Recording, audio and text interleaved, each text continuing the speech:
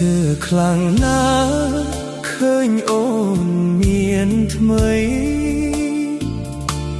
ឈឺស្ទើរខ្សែម្ដេចស្រីក្បត់ចិត្តពាក្យសន្យាថាមិនក្បត់ចិត្តថ្ងៃនេះអូនគៀកកាយនឹងគេបងព្យាយាមធ្វើតាមអូនហើយមិនដេចអូនអើយមិនអាណិតបងមនុស្សបងស្នេហ៍ស្មើនឹង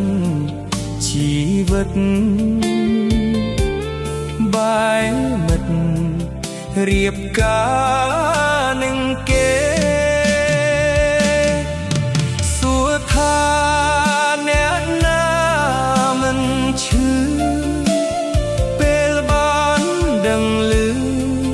សង្សារការចោលអូនទៅហើយសល់តែស្រមោលសល់តែស្រមោលអតីត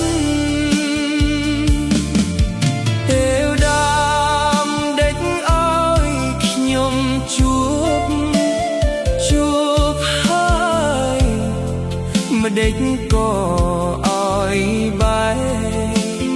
អូនបានគេហើយឈឺណាស់អូនអើយ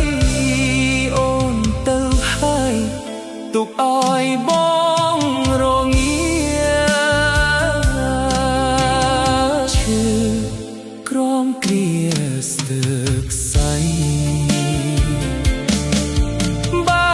មានជាថ្មីកុំឃ្លាត